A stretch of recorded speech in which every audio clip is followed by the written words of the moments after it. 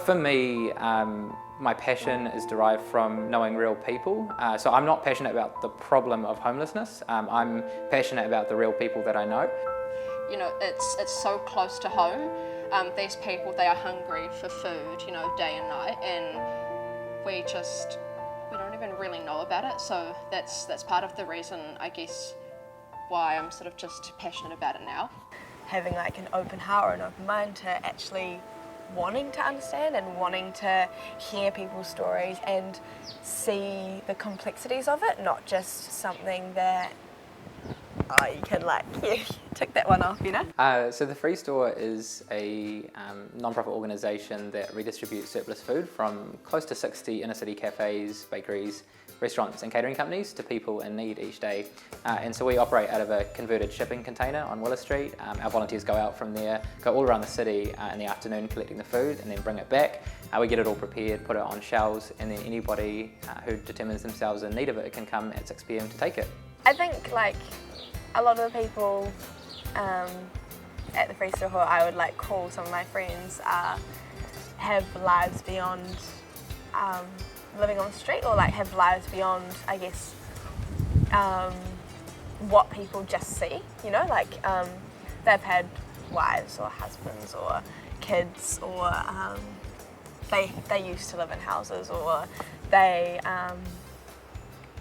like some of the most beautiful people. I guess that's what the heart of the Free Store is. It's like just bringing people from all walks of life into community. It's not so much a problem to be solved, but people to know. And so for me, it becomes very real when it's humanity. You know, people want to help when it comes to the issue of homelessness. I think it's become quite it's an issue that is at the forefront of our kind of social conscience at the moment. I think that what that shows is that Kiwis want to do what they can to be helpful, and I think to be helpful,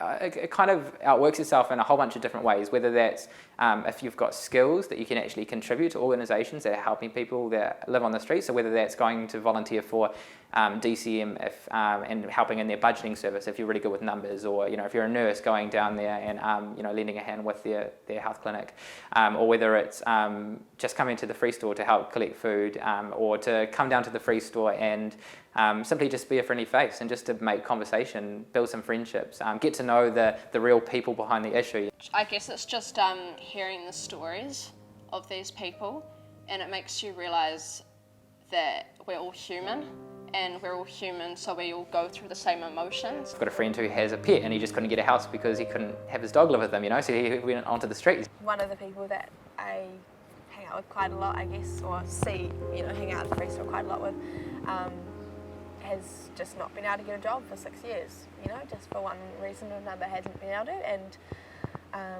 but is one of the most like dedicated crack up people I know. It could be easy to walk down the street to see someone asking for money and to throw a couple of dollars in their hat or whatever, but to sit down and take 5, 10, 15 minutes out of your time to actually have a conversation, to get to know the person, to just say to them, hey, I see you as a person, you know, like you're not just a problem on the street, but you're actually a fellow human being. My friend Shantae and I, we sat down one of our friends, Brucey Downs, and we actually had a conversation with him, and we filmed it and we put it up on Facebook, and it was just basically like him just telling his life story of what it's like to be homeless. To be honest, I wish I could actually turn back time and actually take you back to how I felt.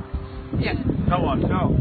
To be honest, to be in pain of homelessness, it's watching people go past, they curse you all the time. One thing that I've come to learn over the years is that the issue of homelessness is kind of like this banner that kind of oversimplifies like this wide demographic of people who are just as complex, just as unique, have just as many hopes and dreams of the future, have, you know, complex, you know, past just like all of us. When you're walking down the street, just acknowledge these people who are sitting down.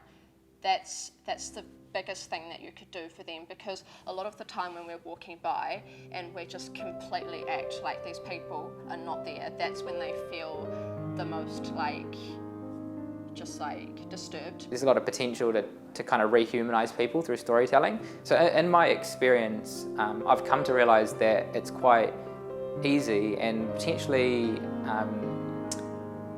counterproductive and dehumanizing, to be frank, to over-identify a person with something they struggle with. So to say that this person is homeless and then they become this atypical, homeless person that, is kind of like a two-dimensional, paper-thin caricature of a human, and that's not the truth. Like people who live on the streets, people who are vulnerable for whatever reason, are just as complex and just as unique as you and me. They have just as much depth to them. But they can be over-identified with the thing that makes them vulnerable, And so for my friends that live on the streets, I don't call them homeless, I don't say, this is my friend, Kevin, who is homeless or whatever. He's my friend Kevin. I think it's a special place because it's really like non-judgmental and just like we're not gonna, you know what you need, and like you're here for whatever reason. That's cool. Like whether you're a student, a traveller, on the streets, having a car, whatever. Maybe it just takes us like university students. We are the ones who are passionate, and I was talking to one of the people at the free store, Patrick. He's one of their most regarded volunteers.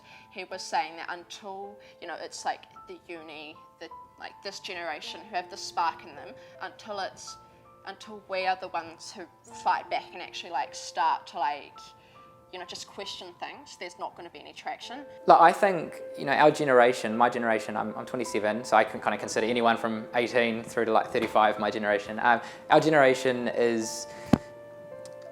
we have such a consciousness of wanting to see a better future, environmentally, socially, in all areas we want to be a part of change and positive change for the future.